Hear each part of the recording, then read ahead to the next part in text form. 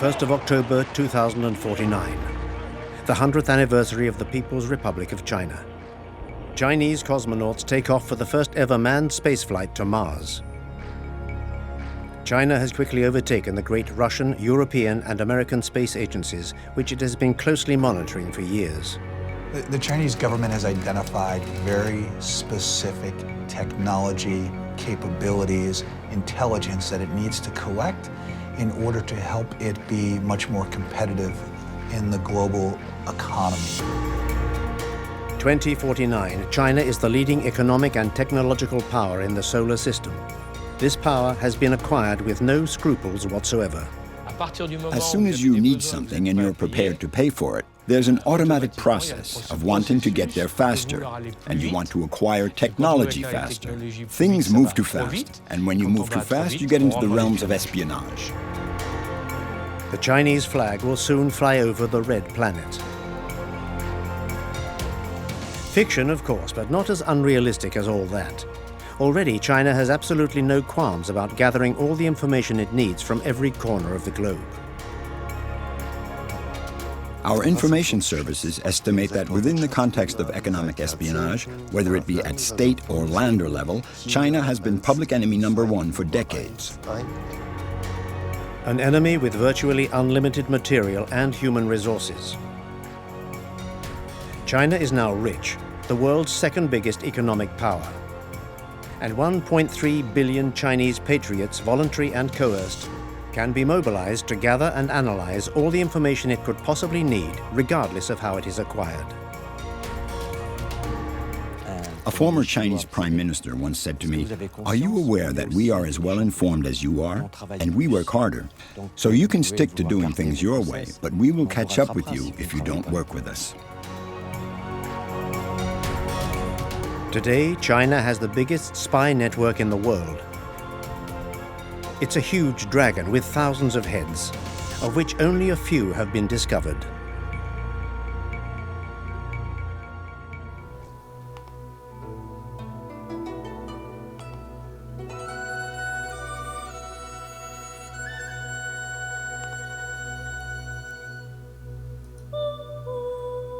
Voilà en quoi consiste ce prix. Donc, il y a So what this prize consists of is this certificate given by the Chinese government to foreign experts who have collaborated with China.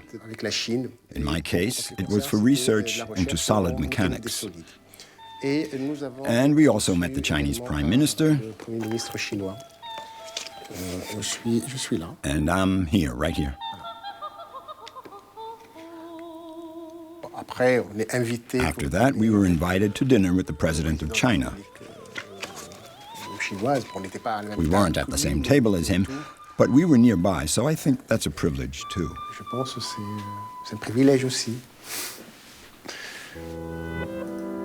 Contrary to appearances, Ziad Moumni doesn't work in China, but in the Paris suburb of Palaiseau.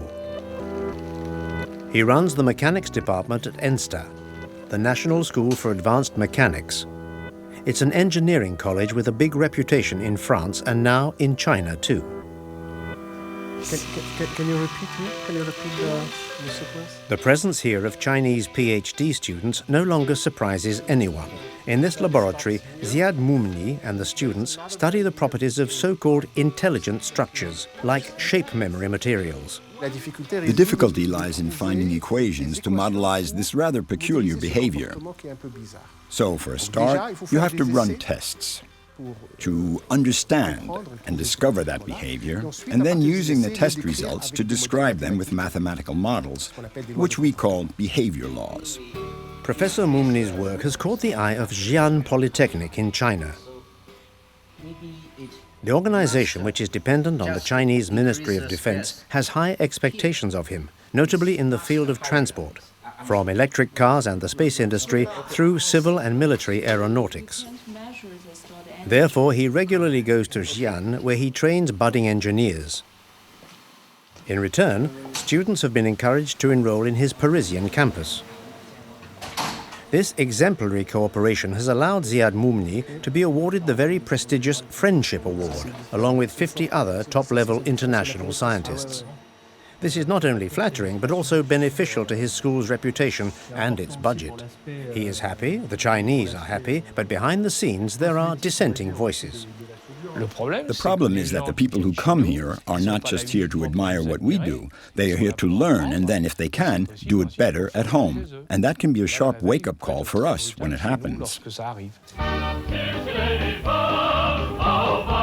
In China, innovation is the regime's #1 priority.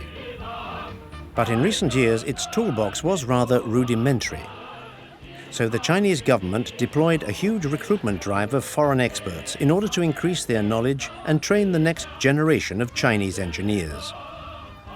The most ambitious program in this field is called 1,000 Talents and aims to bring almost 2,000 researchers to China over the next 10 years. Ziad Moumni is one of the chosen few. In France, researchers holding both a Friendship Prize and 1,000 Talents bursary are rare. So for us, collaboration is already underway. The Chinese know they can cherry-pick their chosen professors by appealing to their ideals. Actually, we've taken a rather scientific approach, a scientific collaboration to push science forward together. And we've achieved a real synergy because we bring something to the table, and so do the Chinese. Today, Ziad Moumni is in Shanghai to present the results of his research to the Chinese engineering school which is partnered with ENSTA. Their exchanges were fruitful, and the French researcher is happy, proud, and totally at ease in an environment of academic partnership to which he is much attached. But behind the scenes, others do not feel the same way. What can I say when two engineers get together? But forget about nationality, they talk shop. So one of them will blithely go on talking about the work he's been doing, his research, etc., and the guy he's talking to, whose loyalty is to his country, because the Chinese are patriotic. I'm not saying nationalistic, I'm saying patriotic. Patriots work for their country. When interesting things reach a Chinaman's ears, they're not deaf ears. As the Chinese students at the ENSTA in Paris will very kindly confirm.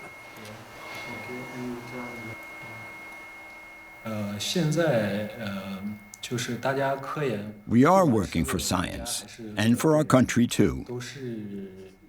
Our research has a personal target, of course, but it also makes a contribution to the development of our country and its military defenses.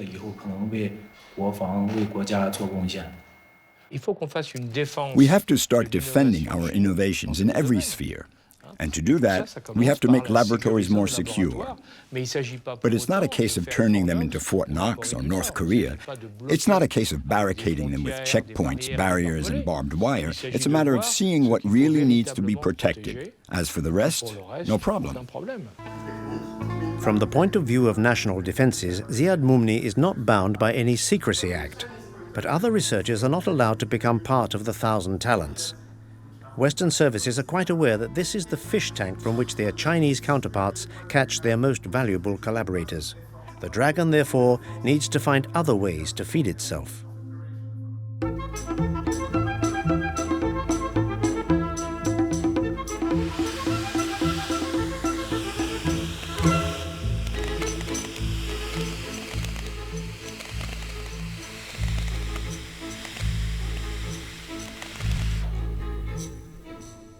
As everyone knows, a lamprey is a kind of eel found in Gironde during certain seasons.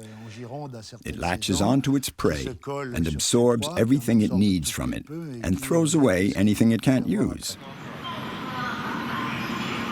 This lamprey's first target at the end of the 1990s were the high-speed trains.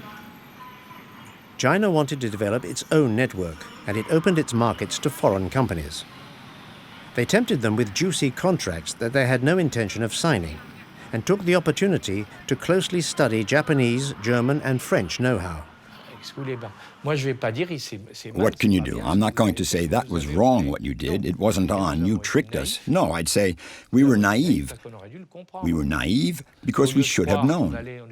And instead of thinking we were so good that our train would blow everyone away, we should have smelled a rat.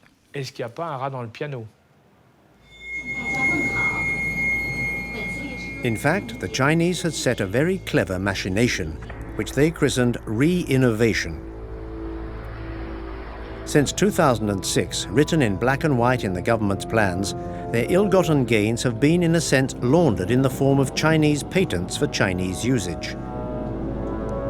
This is a method which legitimizes theft and closes the country's doors to all of those who do not go along with it. In the case of the high-speed trains, it worked like a charm.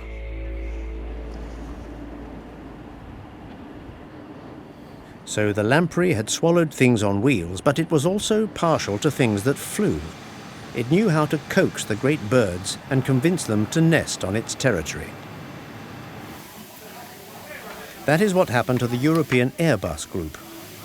In exchange for its expertise, China promised the group good fortune and prosperity in the Chinese markets and gave it an advantage in its race against US-based Boeing. It brought several hundred Airbus aircraft, but on one condition. The A320s had to be assembled here in China at Tianjin. Louis Gallois, Airbus's director at the time, knew perfectly well what the significance of this was. Obviously, they were telling us, in the current market, it's the technology we want. And you can continue selling planes in China while maintaining the same level of technology transfers. They were no longer content with expertise. On Tianjin's assembly lines, the Chinese now had access, legally, to technology that they had not yet mastered. They were not about to stop there. Their curiosity went further still. In early 2007, an Airbus A320, bought by a local Chinese company, was reported missing. The plane, which was heading for a maintenance appointment, never arrived. It disappeared from all radars. It eventually reappeared intact on the tarmac of a Chinese airport. Certain industrial espionage experts suggested that it was more than likely that the aeroplane had been taken secretly to a hangar, entirely taken apart, examined, and then reassembled. Little by little, Beijing was building its skill base and was getting ready to launch its own medium-haul aircraft.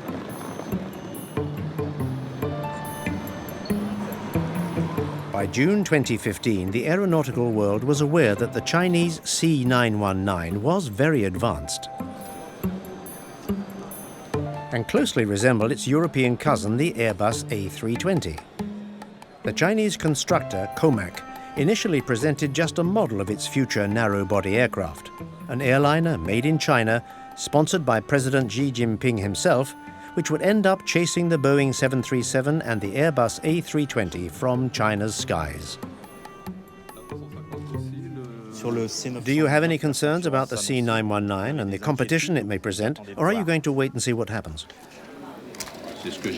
So I told them, I don't think it'll be a better aircraft than the A320. Are you keen to see exactly what the 919 looks like? No, not especially, no. To make any uncomplimentary comment is unthinkable. The Chinese market is the biggest in the world, and at the moment, with its arrangements in place, Airbus processes 50% of China's aircraft orders. It's just unfortunate that the European consortium's new partners are a little too greedy for information.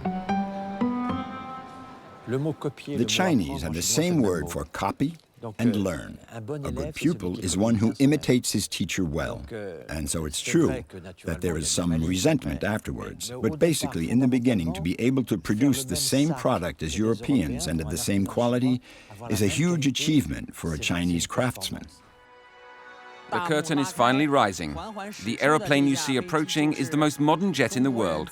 It's the wonderful fruit of research and development in the People's Republic of China. The C919 had its first performance tests in Shanghai in late 2015. The ceremony was spectacular, with military parades, hymns, and the national flag all making the headlines of the TV news. It would be hard to produce anything more majestic when the C919 made its maiden flight.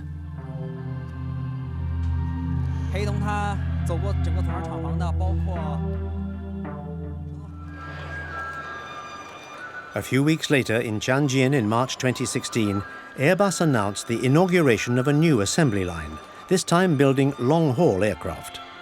The A330s built in Tianjin would fly from late 2017 under the same kind of contract which allowed the building of the A320s.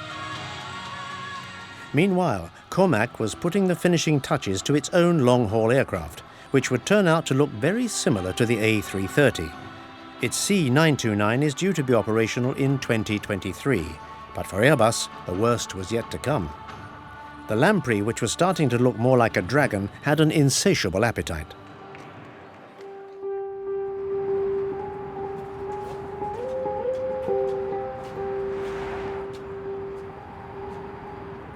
But back in Paris, the French authorities didn't want to hear it, despite the fact that they were fully aware of China's strategic ambitions. The Chinese Ministry of Science and Technology had openly published them in a 15-year plan in 2006. The plan was dissected by experts from the French D2IE, an interministerial delegation for economic intelligence. A still confidential 25-page report was delivered to the Élysée Palace in 2010. It warned against Chinese illegal practices and pointed out a number of traps to look out for. Theft of samples during business trips, the charms of the swallow, experts in pillow talk, and the placement of fake trainees in French businesses. As in the case of Lily Wang in 2005, the police retrieved from her computer confidential information stolen from her employer Valeo. A 2-year prison sentence was followed by a quiet return to China for this fine little information foot soldier. Larceny, sex, lies and big money, classic recipes, but the scale of their implementation is less so, and the obliviousness of some of the directors dazzled by the immensity of the Chinese market is particularly surprising. France is fully mobilized to achieve its objective of luring 50,000 Chinese students to the country in 2015. Come and invest in France. Come and settle in France.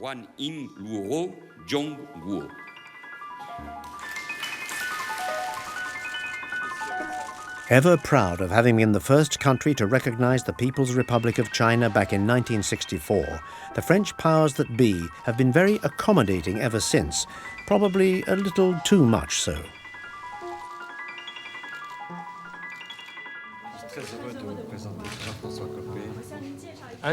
Without a doubt, the French have a natural naivety. The number of times I've heard big captains of industry telling me, "Oh, come on, no, really, you can't mean, not us, we're far too..." Well, yes, you, sir. You may have gone to a good university, you may have an amazing team, but you can be taken for a ride like anyone else. And that's what people need to understand. And you have this secondary layer of arrogance.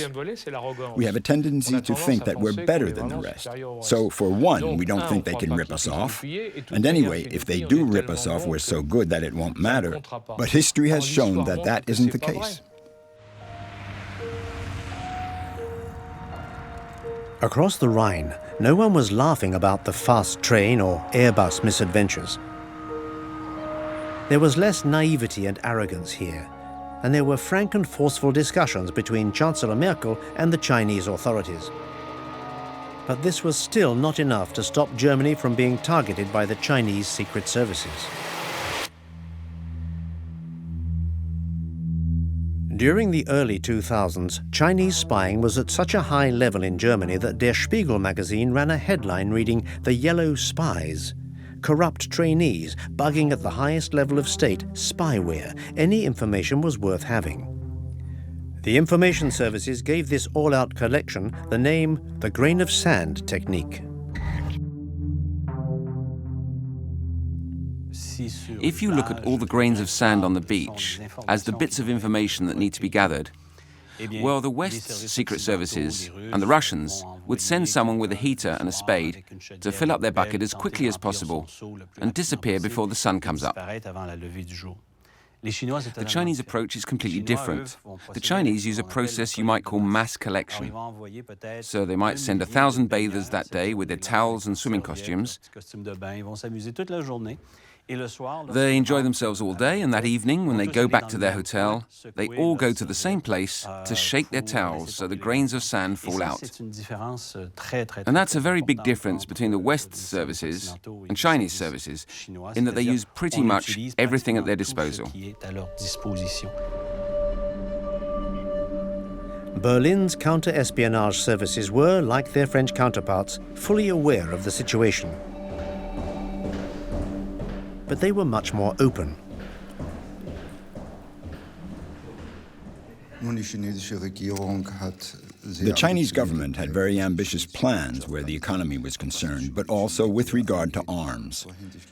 In the case of the economy, it meant that for their objectives to be achieved, every ounce of Chinese energy must be exploited, and also that certain information would be necessary. Only they would only be able to acquire this after many long, hard years of research. It was easier and cheaper to gather the fruits of these labors by stealing them through espionage, whether it was through human spying or cyber attacks.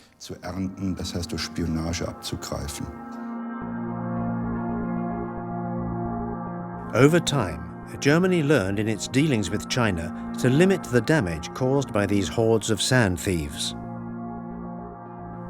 But the German information services estimate the annual cost of this larceny to be over 50 billion euros, from cars to machine tools to the most basic chainsaw. The problem is knowing how to continue with this cooperation, but do it in such a way that if China does become competitive, it behaves in a sporting manner. And that's another matter.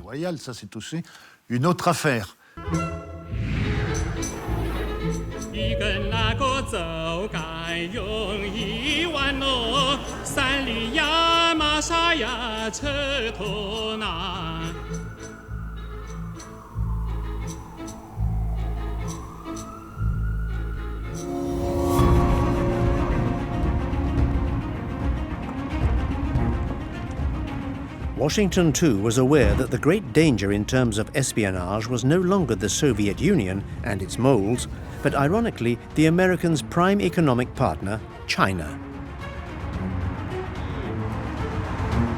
According to the FBI, industrial espionage costs the USA billions of dollars and several million jobs every year. And when the Bureau investigated, 4 times out of 5 it would run into Chinese sleeping partners who were interested in everything. Healthcare, energy, transportation, communications, financial services, retail, hospitality. It's across the board in every sector, and they're all being targeted. Oh, I think it's very serious, and I think it's a matter of both national security and economic security, because the Chinese are not just going after government agencies, they're going after private companies, they're going after individuals to try to get an upper hand in, and get a competitive advantage.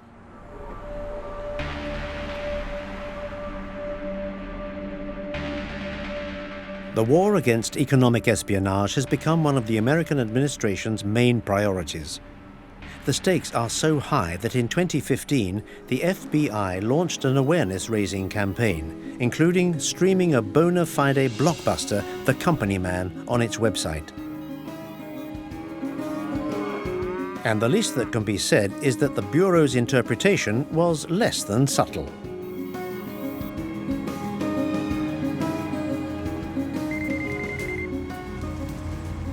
Robert Moore? This short film stars Robert Moore as an engineer in a small Iowa business who invents a highly technological form of glass insulation. Overlooked, he struggles to make the grade and dreams of earning a better living. Then he gets a call from a Chinese company interested in the technology he has developed. Robert ends up meeting 2 Chinese recruiting agents who put their cards on the table. Hello, Robert. Good to meet you. We are prepared to offer you $100,000 for the plans for the equipment and the formula for the glass insulation, and $100,000 for your assistance in setting up the manufacturing. Please, consider it. In real life, Robert Moore's story is exactly that of Dejan Karabazevich, who was employed by an American company making high-tech components on the East Coast.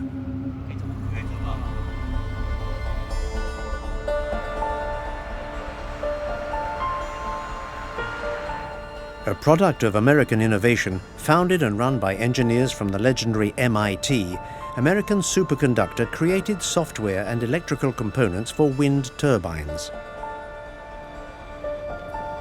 In 2004, American Superconductor employed Dejan Karabazevich as its Austrian representative.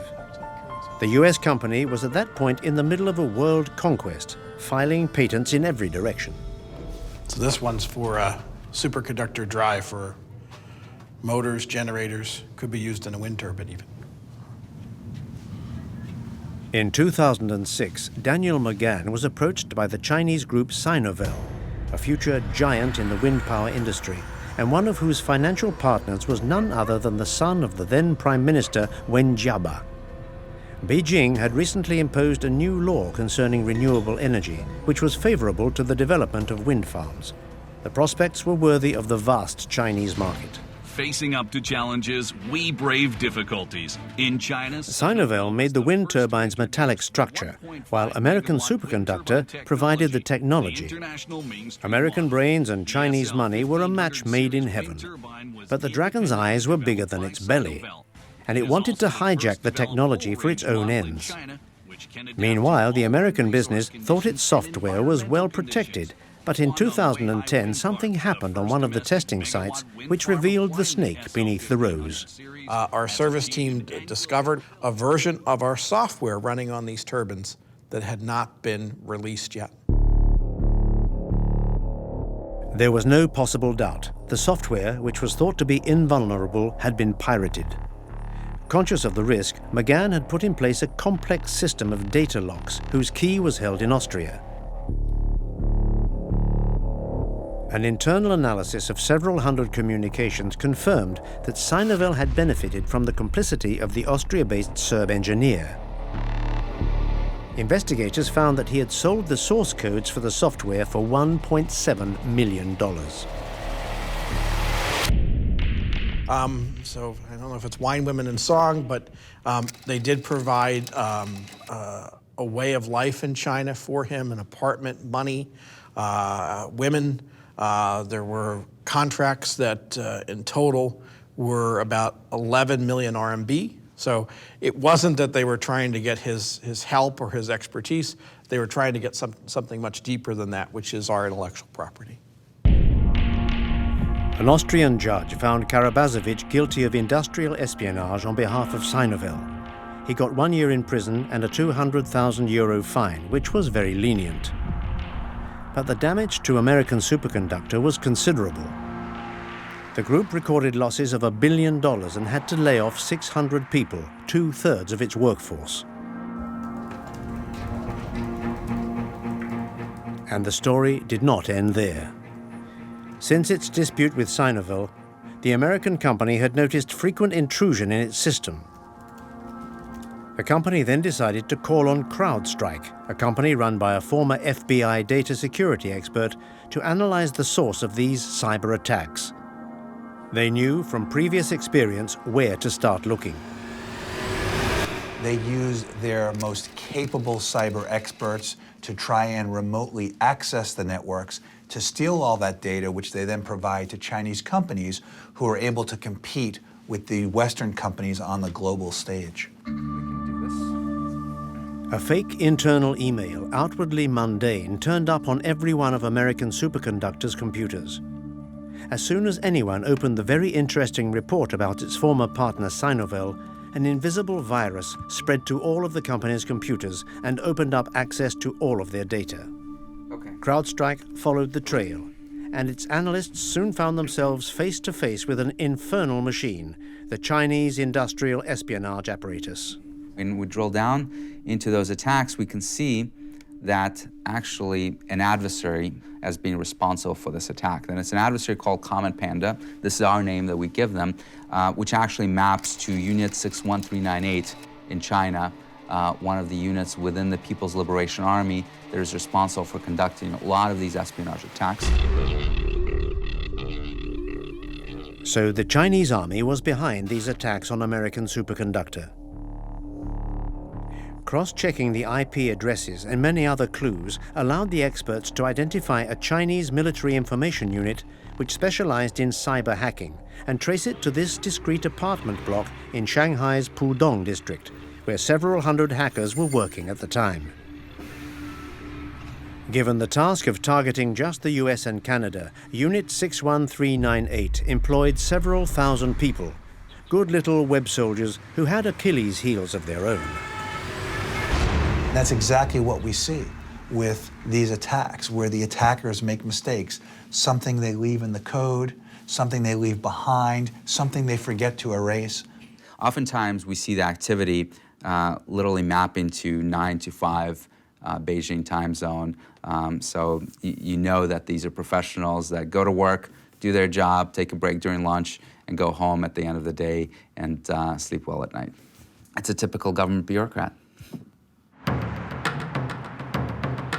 So it seemed that this theft of intellectual property from hundreds of American companies benefiting Chinese businesses was directly orchestrated by the Chinese government. Such an allegation was diplomatically complicated and would have to be verified, documented, and backed up. It would also take considerable courage to make it public. The American Justice Department did just that in May 2014. Painstaking inquiries led to the identification of 5 Unit 61398 officers. The names and faces of the 5 Chinese spies were broadcast to the entire world.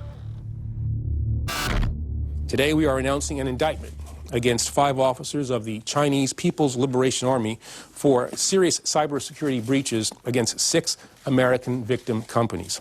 We must say enough is enough. Hacking, spying, and cyber theft for commercial advantage can and will be prosecuted criminally, even when the defendants are state actors.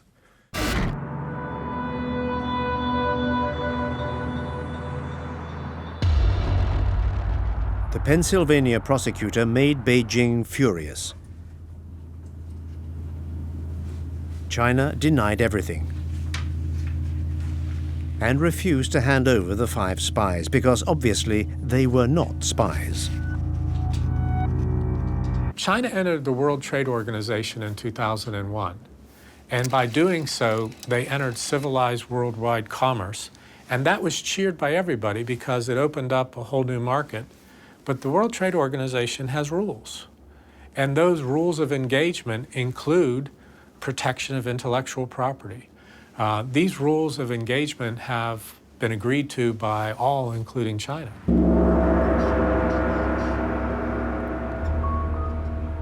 It appeared that the Americans, no angels themselves in matters of espionage, had met their match. And they didn't like it. In September 2015, when the new Chinese president went to Washington for the first time, his host did not hesitate to make him lose face in public.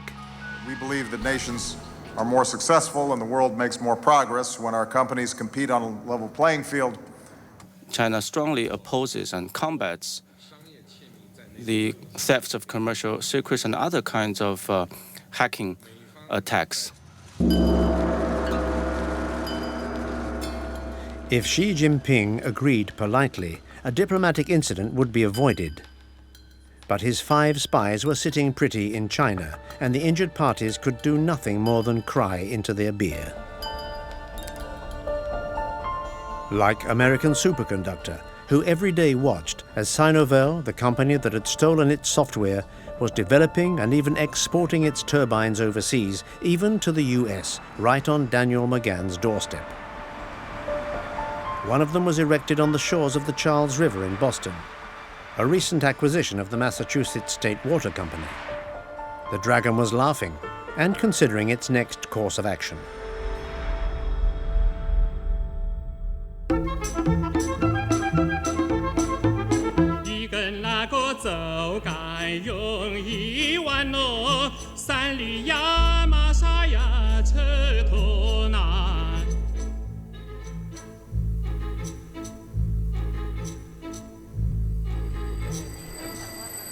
China needed the secrets of the universe, of course. But what is less commonly known is that it had also become a world champion in magical propaganda.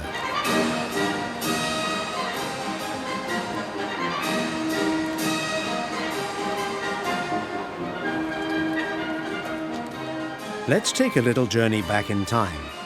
When he acceded to power in 2003, the president of China, Hu Jintao, placed a major Confucianist principle at the heart of the Communist Party's political strategy: harmony. Long forbidden, Confucian philosophy thus made its way back into the affections of the Chinese ruling elite. A little surprising, but very convenient for Beijing. The harmonious and peaceful image of the mustachioed philosopher is a boon for the party's Secretary-General, who was keen to draw a veil over incidents like Tiananmen Square, while preparations for the Beijing Olympics were in full swing.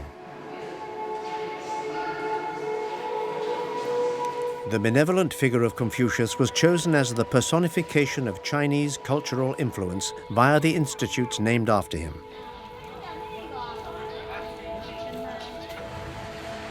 There are now over 500 of these in the world, all controlled and coordinated from this Beijing building.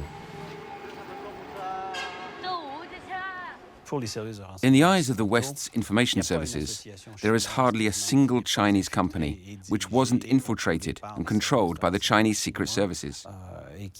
They were able to inveigle themselves into every sphere of society, be it industrial, academic, sometimes religious, but mainly political. Their influence could be found at every level.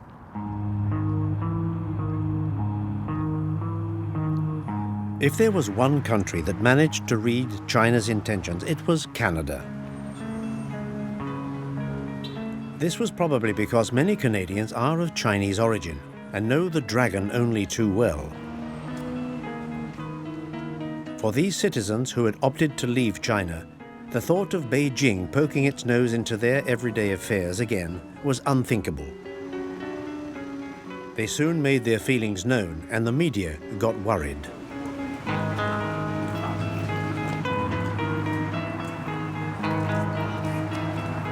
On this episode of China Uncensored, is Chinese propaganda invading our schools? Canada's McMaster University is closing down a controversial Chinese language class. I'm, of course, talking about the now infamous Confucius Institutes. The institute is partly funded by the Chinese government. The Confucius Institutes were soon denounced as Trojan horses of Chinese interference. The debate became public, as it did in Toronto in October 2014. The country's most important academic council had got hold of the dossier. My name is Michel Junot-Katsuya. I'm the former chief of Asia Pacific for CSIS, the Canadian Security Intelligence Services. The Western agencies, counterintelligence agencies, has identified Confucius Institute as a form of spy agencies used by the government and employed by the government. Nobody is opposed about exchanging culture. Nobody is opposed about teaching or learning other languages. What we are opposed to is the foreign interference that comes into our country, spot our citizen, and eventually use them with or without their consent for ulterior motive that is maybe against the interests of this nation and the values of this nation.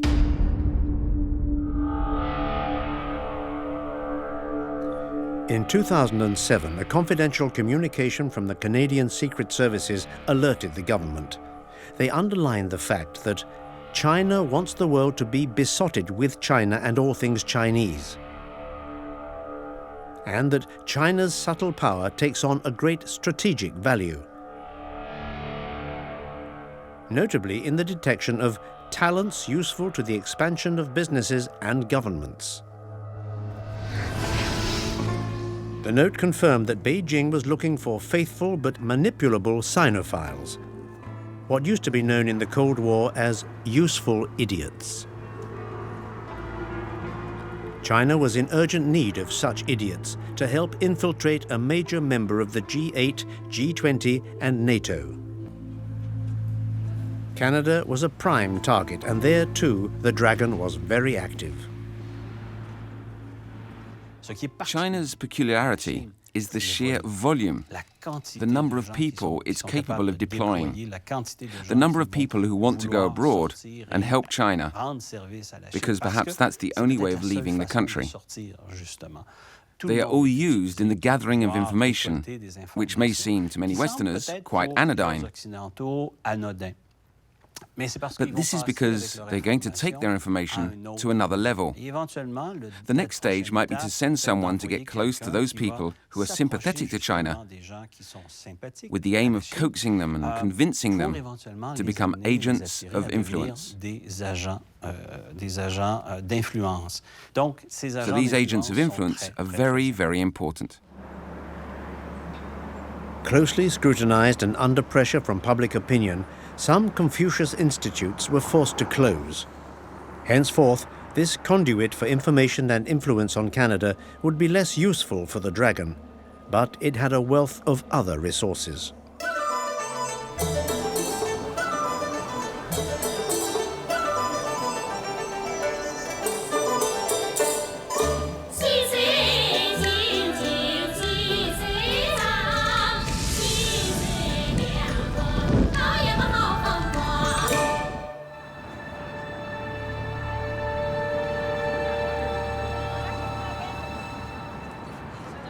Staying informed is good, controlling everything is better. Beijing will not tolerate any dissenting voices, wherever they may come from. When Tibetan exiles demonstrated in Paris, the Chinese secret services were less than pleased.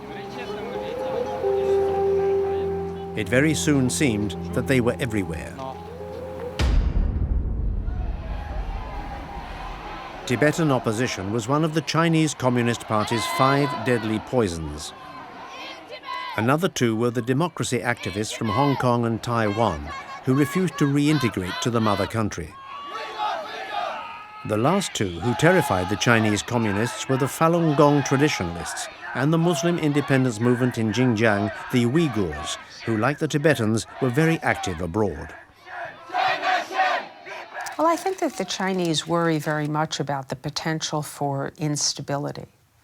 And one of the major sources of instability is from minorities. If the Chinese only have to deal with potential threats inside China that emanate exclusively from inside, they are very manageable. Once they become wrapped up with people on the outside, then they become more of a threat.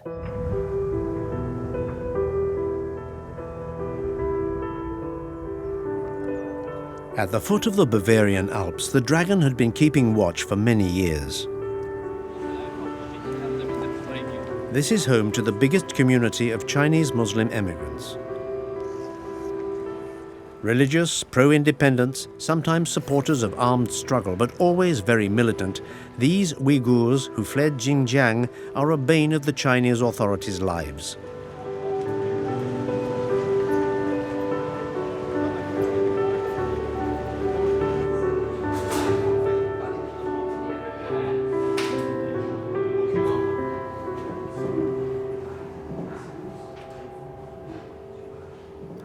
Many Chinese see me as someone very dangerous, a separatist, which in Chinese terms is a terrorist.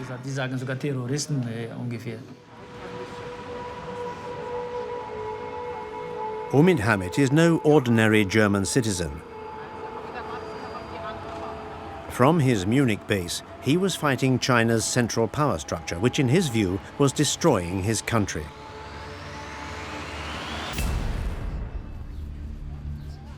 "20 years ago, he lived here in Urumqi, the capital of Xinjiang, China's westernmost province. The town still had a Uyghur majority then. Not now. China effectively invited the Chinese ethnic Han majority to colonize the region, to drown any hotbeds of independence through sheer weight of numbers, to avoid losing the oil reserves or the immense expanse of desert which protected them from Western barbarians like the Russians or the Indians. A policy of Sinization was put in place, brutally enforced by the police and the army. This occupation was intolerable to the Uyghurs, who sometimes responded with violence.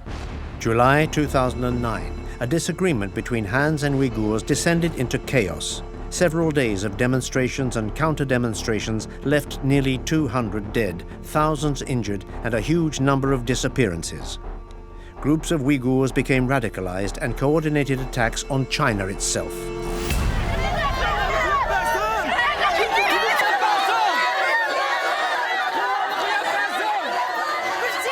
This is Xinjiang. This is our land. It belongs to us, not the Chinese. For Beijing, such talk was intolerable.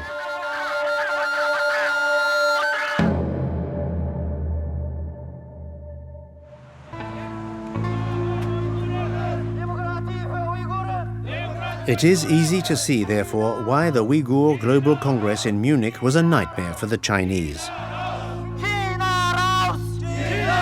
Omid Hamid was fully aware that the dragon's eye was upon him, especially when he demonstrated beneath the very windows of the Chinese consulate.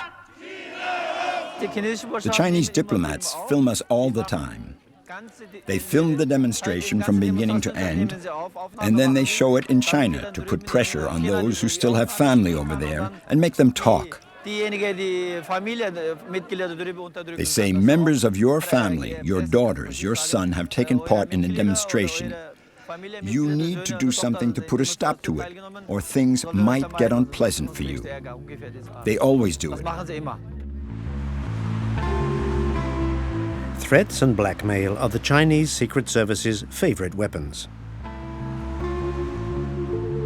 Over the last few years, following pressure applied to their family in China, a number of Uyghurs went home and passed on information to the Chinese authorities. 2 of them were arrested in Munich and tried for spying against their own community.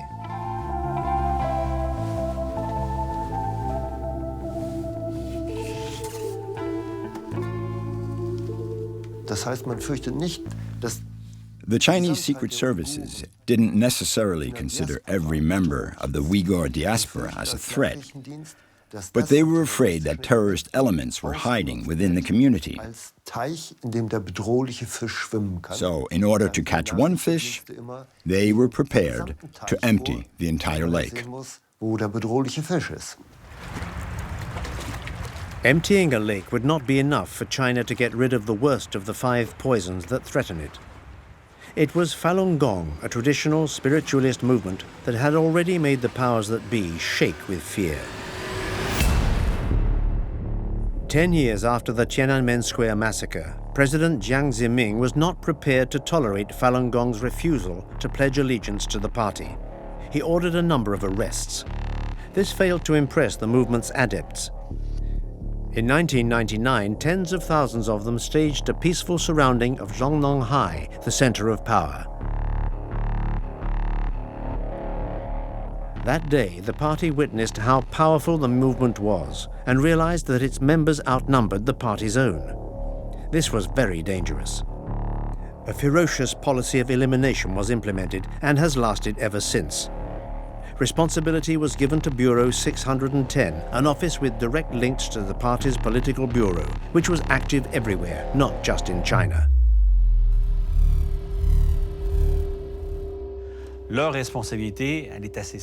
Their remit was fairly simple: to find, hunt down, and neutralize, by any means necessary, any members of Falun Gong, especially those who lived outside the country, as they had the ability of being a strong voice against the Chinese government.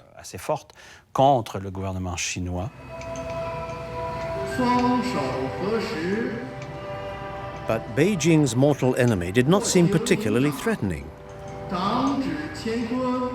Here, in this park in the Toronto suburbs, they practiced a type of meditative gymnastics as old as China itself. But for the Chinese Communist Party, since the events of 1999, this was a dangerous and contentious ideology which would have to be eradicated at all costs.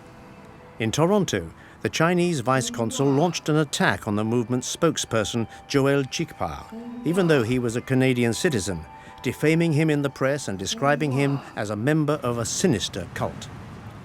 The estate agent sued and won the case. The consulate had already regained the upper hand in the Middle Empire in an attempt to avoid losing face.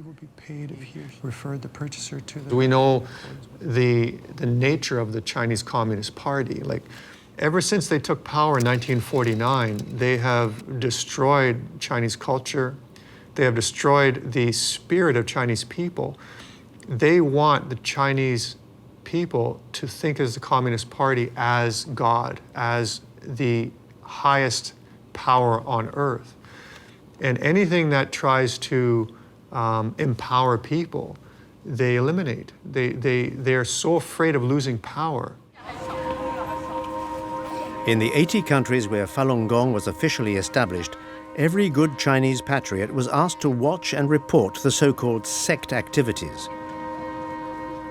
Bureau 610 had a fine army of informers to rely on.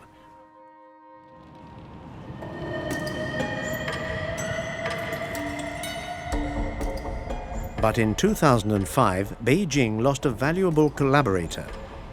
At the time, Chen Yonglin was posted in Sydney, Australia. Beneath his diplomatic cloak, he was actually part of Bureau 610, with particular responsibility for Falun Gong's disciples.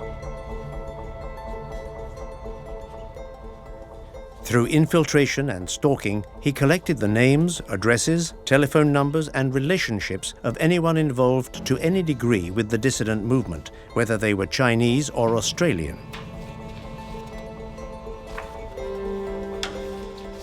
His documents nourished the powerful anti-Falun Gong machine for 4 years.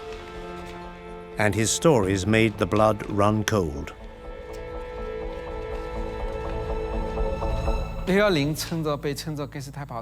Nicknaming Bureau 610 Gestapo is in fact not an exaggeration,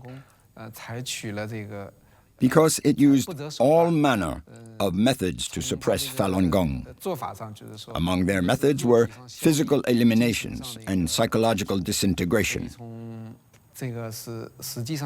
Used against such a large section of the population, it really is a policy of destruction. So referring to them as Gestapo is not an exaggeration.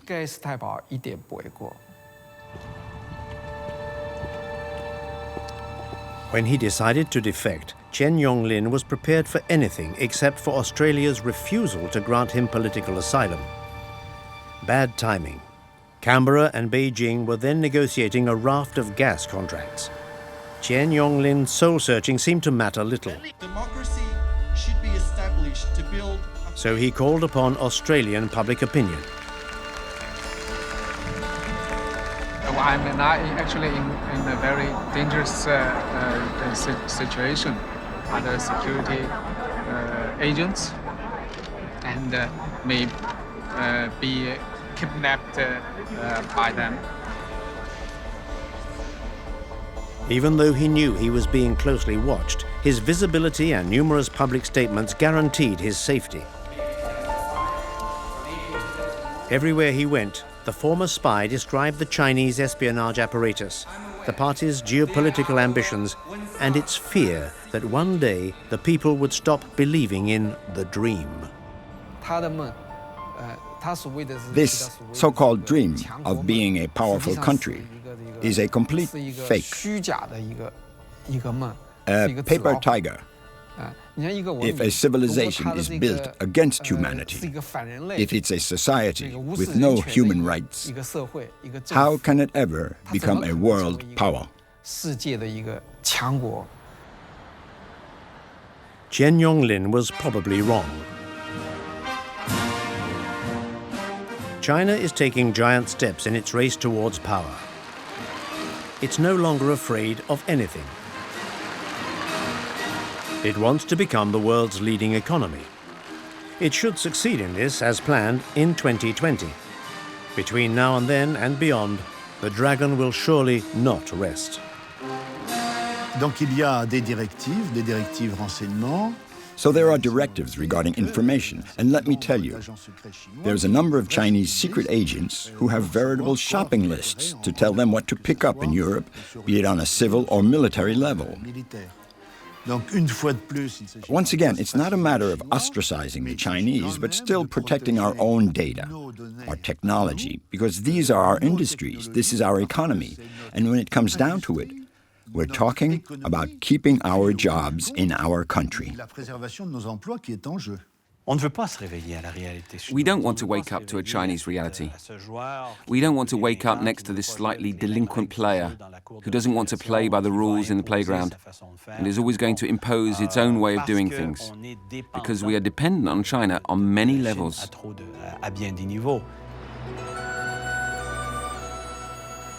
This is the dragon's key to impunity and an endless boon to its masters. A few centuries ago, the West, in its bid to rule the world, shamelessly stole the secrets of gunpowder and the compass from the Middle Empire. Now the wind has turned and is blowing gently in China's favor.